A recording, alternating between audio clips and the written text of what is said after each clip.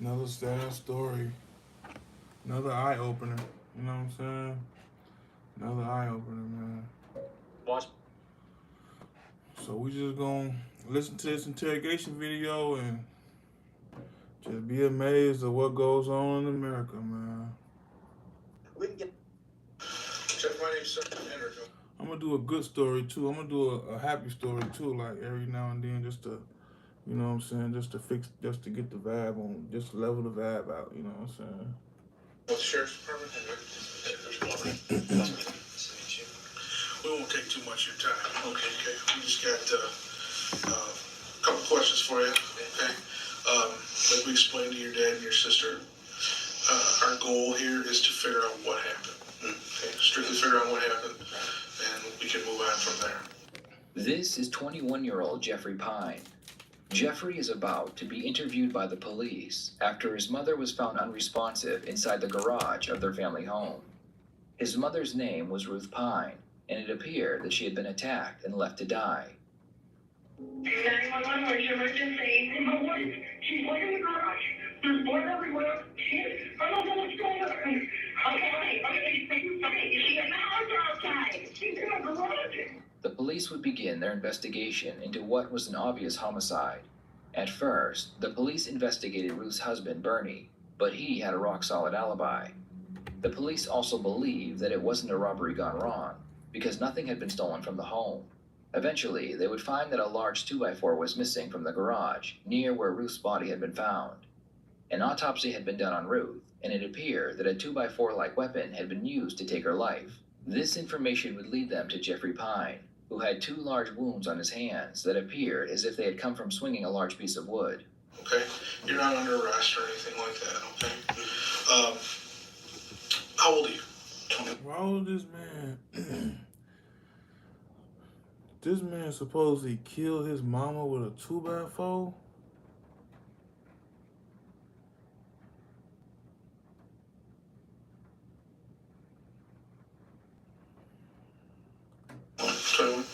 Is your name Jeff or Jeffrey? Either. Which do you go by? Usually Jeff. Jeff? Okay. Do you work? Yes. Where do you work? Spice Orchards. Oh, on Clyde Road? At Clyde and 23, yeah. Okay. All right. What do you do there? Just about everything. I've been there since I was 16. I'm their unofficial winemaker. I make cider. I work the register. Pretty much anything they need. A little bit of everything? Yeah. Okay. The detective begins by asking Jeffrey if everyone in the family got along with each other. How well does everybody in the house get along?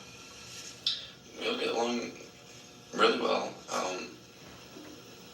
Especially since she's been on her medication. I don't know if I had already told you she's bipolar. Right. Since I think it was about September, we got her on medication, and she's been getting better every week, really. And as she gets better, everybody's relationship in the house gets better. And I understand there's a time it wasn't so good. well, it's when she goes manic, it puts a lot of stress on us all, and it's tough around the house. So. But it hadn't been that way in a long time, since September.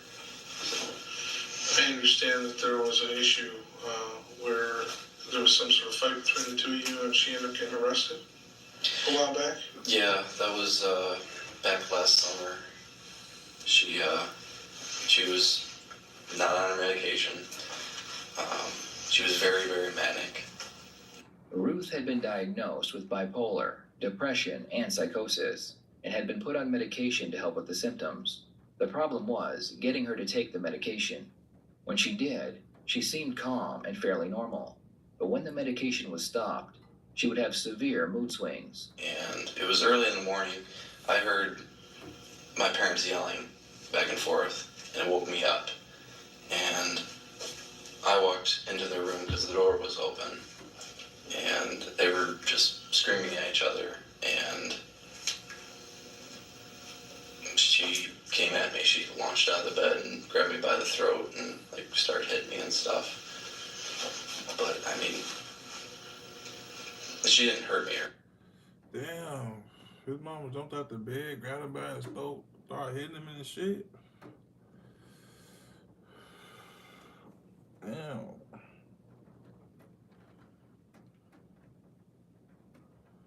So all that is like just giving them motive. You know what I'm saying?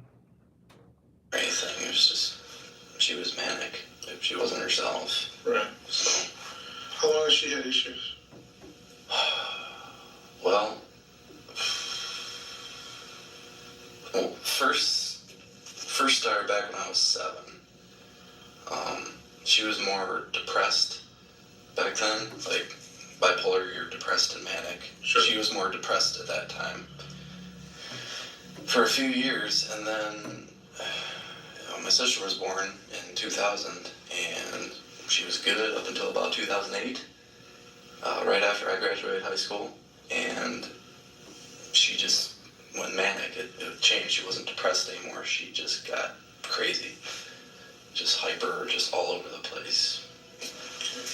So that means he been seeing his mama go through this since he was about 8, 9, 10 years old. You know what I'm saying? So he know how his mama is. Then after all these years, he know how his mama is. So why would it take for him to do this to his mama? Why would he do this to his mama? I mean, we gotta listen and figure out why, I guess.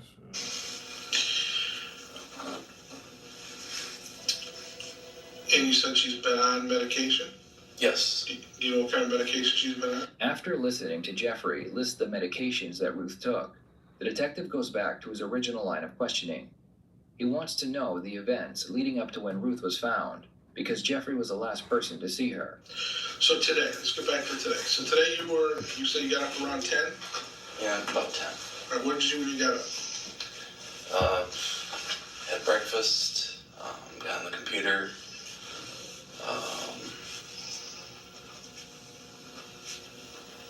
didn't really do a whole lot.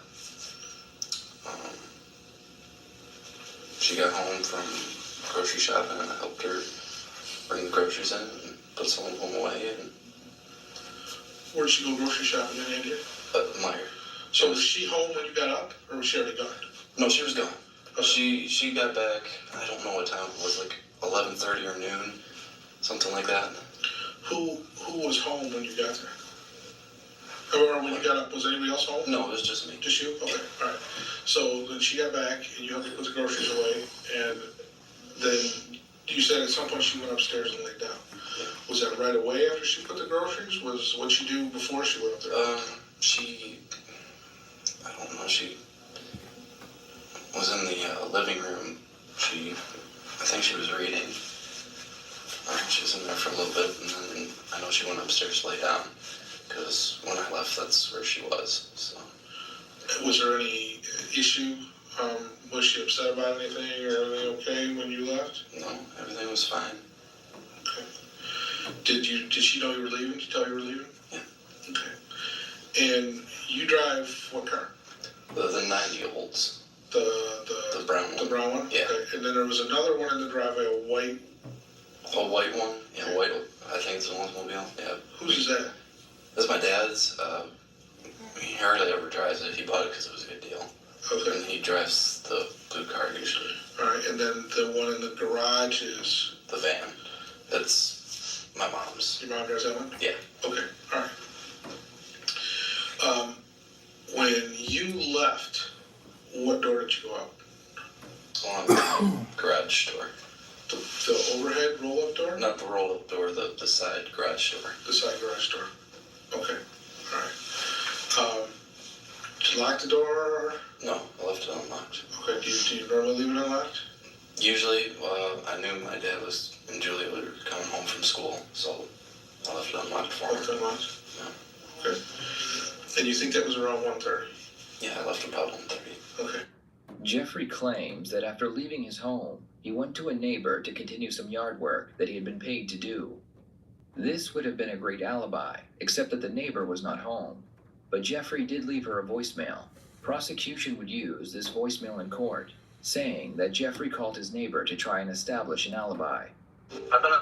Why would you say you let your neighbor house doing work and you wasn't even there and know they finna check with your neighbor to see? That's just not smart. Now they got the audio of his voicemail. Let's hear it.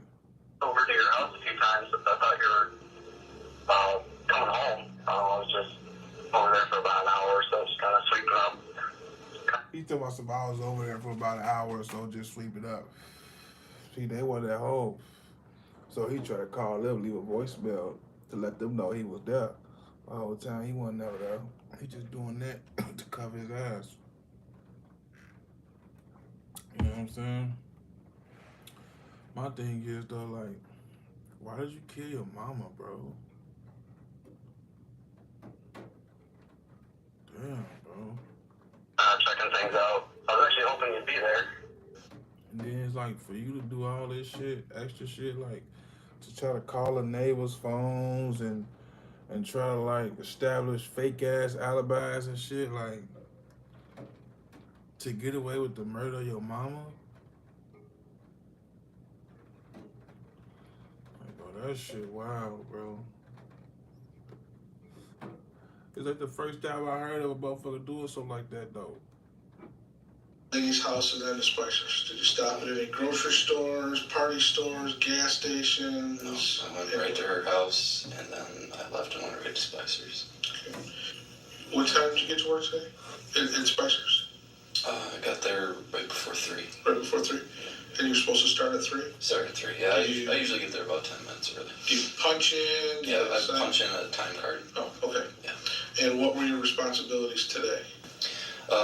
Today, my boss didn't give me any set jobs. I usually just go in and start doing stuff. First thing I did was I went and checked the bathrooms, because usually when you come in the afternoon, that's what you do. So I went there and checked them, and really the only other thing I did was weigh up a keg of hard cider and put it in the fridge under the bar, hook that up. So, and then my dad called me and told me to come home. And I just left. What did your dad tell you on the phone? He just said, come home right now, hurry. I asked him, what's going on? Are you okay? What's going on? And he said, just get home, drive safe. And so I just told my manager, I was like, my dad just called, I gotta get going. I don't know what's going on. So, and she said, just go. What's your manager's name? There's a few. The one I told was, her name's Heather Spicer. Heather Spicer. Okay. Right. Well, what's wrong with your hands? This was from work today. I was flipping over a pallet on my way to check the bathrooms. And as I was flipping over, my hand got caught in there and just tore up. You both of your hands got caught flipping a pallet? You said my hand, so why you got both of your hands taped? You know what I'm saying? Like, bro, it's a wrap for you. Jeffrey claims that flipping a pallet is what caused the wounds on both of his hands. The police would interview Jeffrey's coworkers, and they would tell them that in their line of work, injuries like the ones on Jeffrey's hands are close to impossible to get. Can I see it? I mean, can you undo that? You can kind of pull it back a little bit and see it just. So his coworkers told the police that the injuries he got on his hands, nearly impossible to get on his job. You know what I'm saying? Which means it's a wrap for you. Rip the skin right off. Let me see. I want to. Yeah. So it's painful. It kind of stings when you push on it. I'm just trying to keep it covered up, so. Just almost, it almost looks like a blister. It just tore the skin right off. There was like skin hanging on it, and I just like peeled it off. Washed my hands, put some alcohol swab on it. So. That was it. Well, I put on a bandage at work, but the lady in the ambulance, when I got here, she gave me this. So. Oh, okay. And that was from a pallet at work? Yeah. Was that pallet near the bathroom, you said? Yeah, it's around the back. Just as you're walking to it, I was putting it back on the stack there, and it got my hands caught. Is it a wooden pallet? Did you bleed a lot, or just a little bit, or no? Not really. I just it got really red, Right. and so I was going to the bathroom, so I just rushed to the bathroom, washed my hands off, put some paper towel on it, then went into the break room, got the medical kit. So. Okay. All right. He really think that they bad. I know he don't think they bad and shit for real. Like, and they already probably know your mama got beat with a 2x4, and that took both of your hands to hold that, to do that. And now you can come in there with both of your hands bandaged up.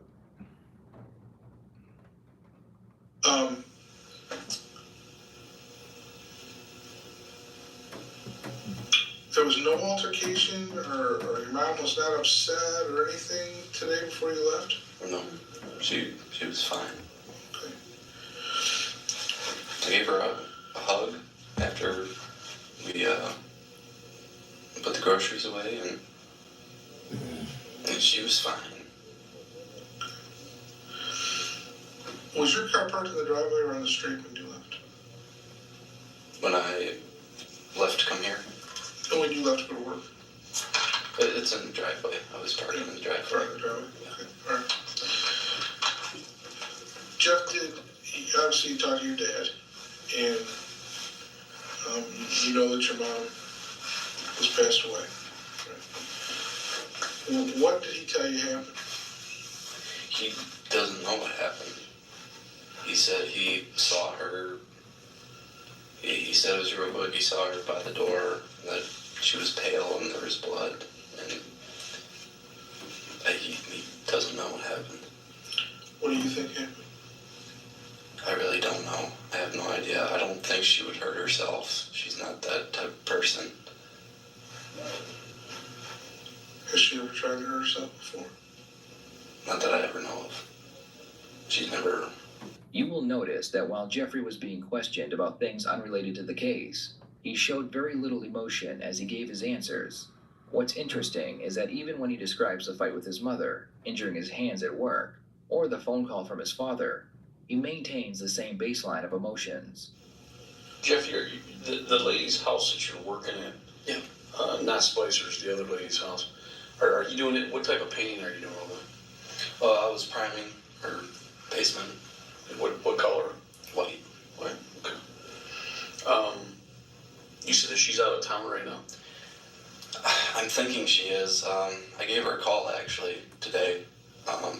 Let her know I was still working for her and taking care of stuff around the house. That I thought she would be back by now. Okay, you said that you went over. You said you transplanted some lilacs. Yeah. And did she ask you to do that? Yes, it's on the list for me to do. I mean, did she leave you a list of things to do? Mm-hmm. Okay. And she told you where she wanted these transplanted and whatnot? Yeah, she put markers for me. Okay. Did she ask you to come over there today? Not today, but she doesn't ask me to come over any specific day. Okay. She just gives me a list of things to do usually, and I just come over whenever I can. Okay. When you got up today, did you take a shower at home? No, I took a shower yesterday. Okay. Which room did you shower in? I always shower in the upstairs bathroom. It's in the hallway. Okay. There's one in my parents' bedroom. There's a bathroom there, and then there's one in the hallway. And I always shower in the hallway. Okay. And you showered yesterday? Did anybody shower in that shower today that you know of, like your sister? No, she usually showers at night. All the evidence they have is now circumstantial, so what the detectives will need to do is establish a motive. In most homicide cases, there is usually a motive that ties a suspect to their victim. A motive is not required for the jury to reach a verdict. However, it does strengthen the case against a suspect because it gives a reason for their crime. When you had the domestic situation with your mom, where your mom came at you upstairs, was there any bitterness going on between you and the mom at all? As far as her going to jail? And was she upset with you because she ended up in jail for the amount of time that she was there? They won't motive. No, she gets upset at my dad. She blames all of her problems on him. That's why that situation that he talked about, Does that cause problems between? that was key. you and your mom Not really. over the dynamics of how things are going on at the house? Not really. I They mean, got I a don't history of have a problem violence with towards my each mom. other. Never had a problem with her. The only issue I had was I wanted her to take medicine, and she, nature of the illness, she didn't want to take it. Right. That's the only problem I've ever had with her. Which is pretty common with bipolar people. Right. Sometimes they get to a point where also they quit taking it. Yeah, they feel good when they're not taking it. It's kind of like a drug high. Right. So it's hard to get them to stay on the stuff. Is there anything that we haven't asked you? I mean, off the top of your head, that you think would be important to this investigation at all? Anything at all? I mean, did your mom have any enemies? Not really. Well, I mean, you didn't ask me. You didn't ask him, did he do it? I mean, she didn't really have any friends, so that kind of eliminated her having enemies. If that makes any sense. I mean, is there anybody that you can think of that's capable of? He said she didn't have any friends, so that eliminated her from having any enemies. Hey, I ain't gonna lie. That's something that's deep right there when you think about it. She didn't have no friends, so she didn't have no enemies. Cause really, most of your friends end up your enemies. So, no friends, no enemies. Nobody to hate on you. I guess what he's saying.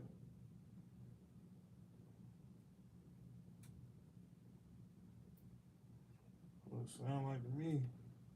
Of harming your mother? Or anybody out there that you can think of that would want to harm your mother? I can't. I mean, she's always been a really nice lady.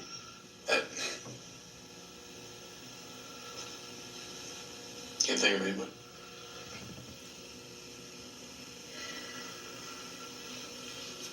I don't know. I don't know of anyone. Does she go anywhere other than home and shop and then, I mean, that type of thing? Does she hang out with anybody? No, she used to have some friends that she would go get lunch with occasionally, but she hasn't done that for a long time.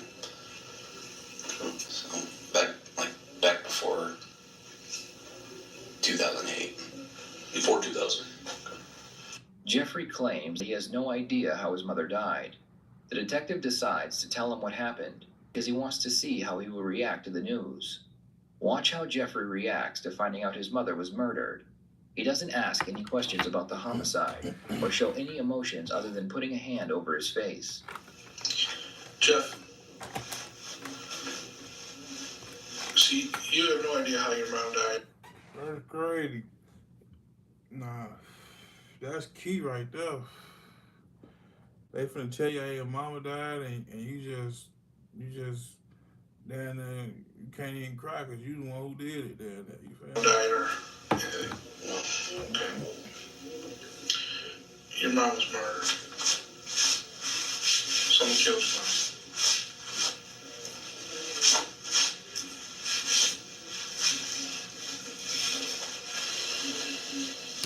Bro, Okay, it's not an accident.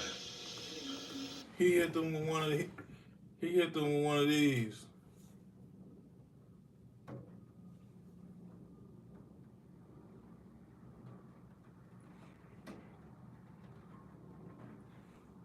On the real, bro. He hit them with one of them.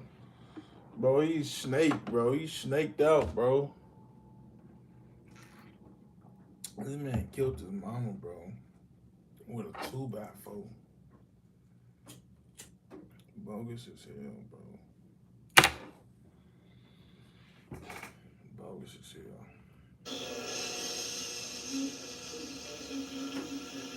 We need to get to the bottom of it. Okay?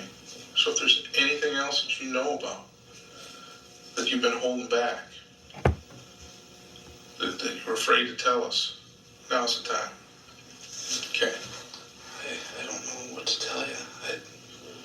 So I don't know of anyone who would want to hurt her.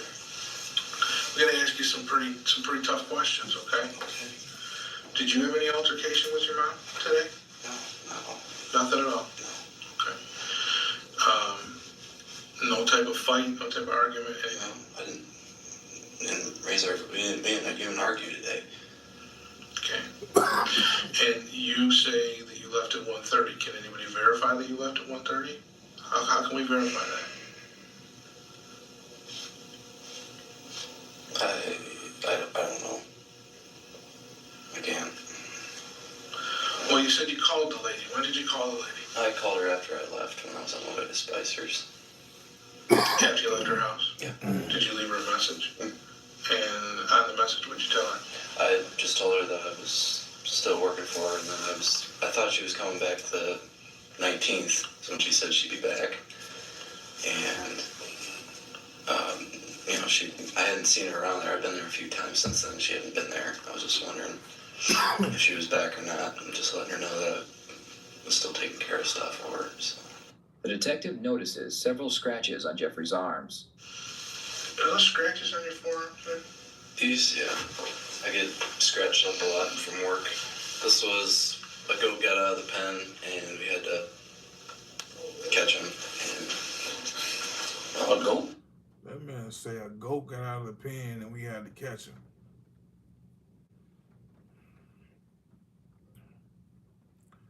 A goat got out of the pen and we had to catch him, brother? That what you that what you got for them people? That what you got? A goat got out of the pen and we had to catch him? Boy, your ass going to jail. yeah, we have a petting farm, and there's a new setup, and the one goat always gets out, so. What's this on your pants? Paint. That's paint? Yeah. What were you painting? That was back from this winter/spring. I don't wear shoes in the house. Where do you keep all of your shoes at? There's just a shoe rack. Well, I mean, there's one right by the door, and then there's one that's out a little bit more. That's where I keep my shoes. There's a ladder. I have some of my work shoes there. Okay. A wooden ladder? Yeah. Yeah.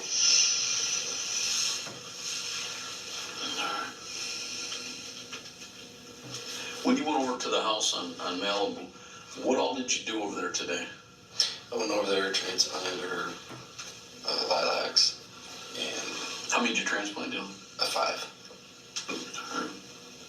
And I had a little bit of extra time. I was trying to clean up the basement before I had to go to work. So I swept down there a little bit right by the pull-out door. Did you contact the owner of that home today? I called her after I left. Okay. Do you normally do that? No, I called her because I was kind of wondering why she hadn't been there, because that was about the 3rd time I've been there since I thought she was going to come home. Okay. And I just wanted to give her a call and let her know. I'm still working for you. I don't know where you're at. But Well, I mean, if she didn't fire you, why would you feel the need to contact her to tell her that you're still working for her? well, just because she hadn't come home yet. I was But kind of confused. That was part of why I called her. Be like, still here. Where are you at? Kind of. So. I guess my thing is, I mean, if you're still employed and she didn't fire you, Yeah, go ahead, Vermont. and she didn't fire you, why would you feel the need to contact her? I was wondering mainly if she was home or not. If she'd come back home from being out of town. And I was just letting her know that I was still keeping up on the jobs that she had for me. Jeffrey has been told that his mother was involved in a homicide, and the detectives are not hiding the fact that he is a suspect. All right. Most people in this type of situation would express feelings of anger, sadness, and shock. They would be very adamant that the police have the wrong person. So far, Jeffrey has remained calm and in control, but this is about to change. Jeffrey is about to show sadness for the first time. However, it is very brief and appears forced. Jeff, from the time that you injured your hands today, Yes. out at Spicer's, had you been home in between the time you injured your hands and the time that your dad contacted you? No, I was at the lady's house, and then I went to work. And you And never. then my dad called me, and then I went home. Okay, so you had never been back at the house No, in between them? it would go, I leave home, go to the lady's house, go to Spicer's, go back home. Okay. Jeff, I'm gonna ask you a tough question here today. Okay. Did you do anything today at all to hurt your mom? No, In any way, shape, or form? nothing. Did you have any arguments with your mom today? I didn't say anything hurtful to her. I did nothing.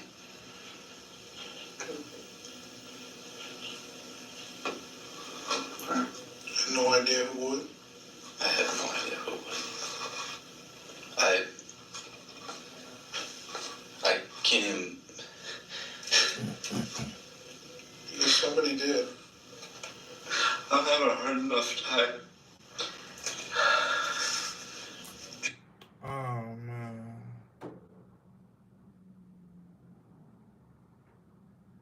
That man say, I'm having a hard enough time. What the fuck is you, bro? It's this fake ass. They ain't try to come with this fake ass cradle. Boy, your ass booked, boy. Unreal. It's all about what number they gonna give you now. If somebody singled your mom out today and committed a violent act today against your mom for a reason that we can't explain,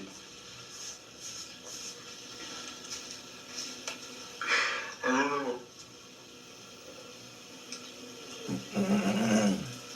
that's why we're asking you the questions that we're asking you. I know. I mean, we have a lot of questions and not a lot of answers. And you know, nobody can tell us why somebody would do this to your mom and single your mom out of all people. I don't know.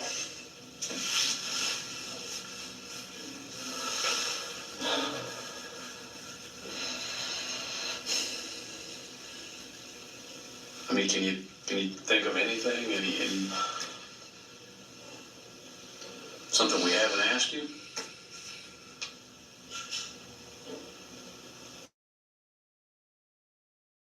There's reasons for everything that happens.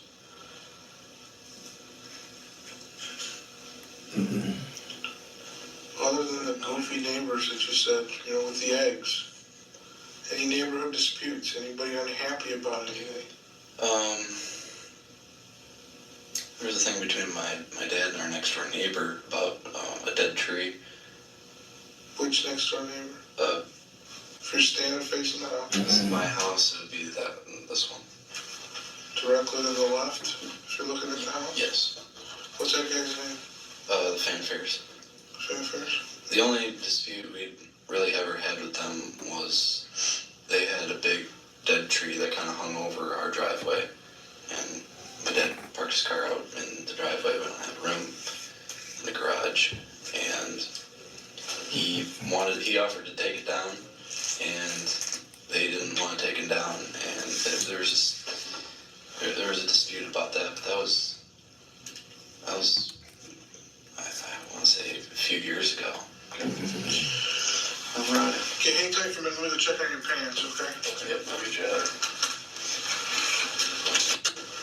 The interrogation ends here, and Jeffrey is released and goes home. 5 months later, Jeffrey would be arrested for the death of his mother.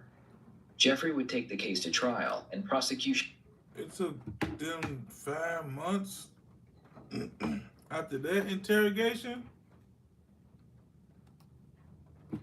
would use several pieces of evidence against him. The first piece of evidence was Jeffrey's lack of emotion during the interrogation, and how he never once asked questions about his mother's death. Jeffrey claimed that he had transplanted 5 plants on the day of the crime, but the evidence would show that not to be true. Jeffrey's coworker would demonstrate for the police how the pallets were stacked at their job. He claimed that no matter what way he threw them, he could not inflict the same wounds on his hands. The final nail in Jeffrey's coffin would be the testimony from his ex-girlfriend.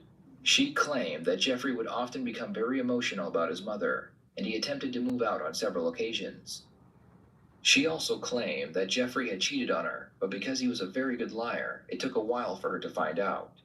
Jeffrey's lawyer would also state their case. They explained that there was no physical evidence tying Jeffrey to his mother, no DNA on the clothing or under the fingernails. No weapon had been found, and the crime scene had not been cleaned. As the trial played out, I thought they found the I thought they said she was killed with a 2x4. it appeared that the verdict could go either way. That's when prosecution made a game-changing motion. They asked the judge if there could be a second option. They wanted to add second-degree murder next to first-degree as a possible verdict. This meant if the jury wasn't convinced it was first-degree, but they also weren't convinced he was innocent, second-degree was a third option. The second degree murder charge, and counsel has objected.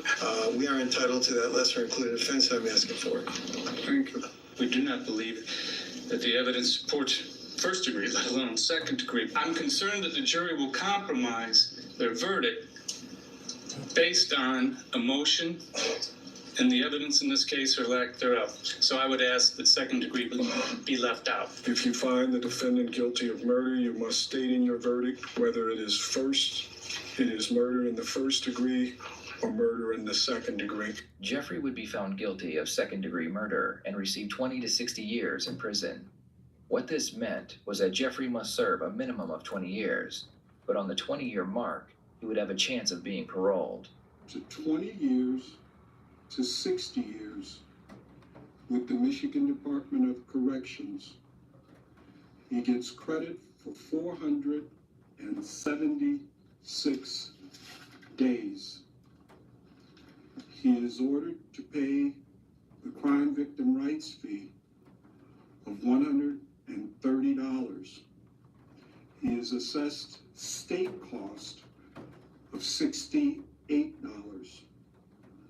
It is also ordered that the defendant shall comply with DNA testing as an additional condition of his sentence. To this day, Jeffrey's father claims that his son is innocent. It was a coward and a monster that did this to my wife, and that's not my son. He could never harm her.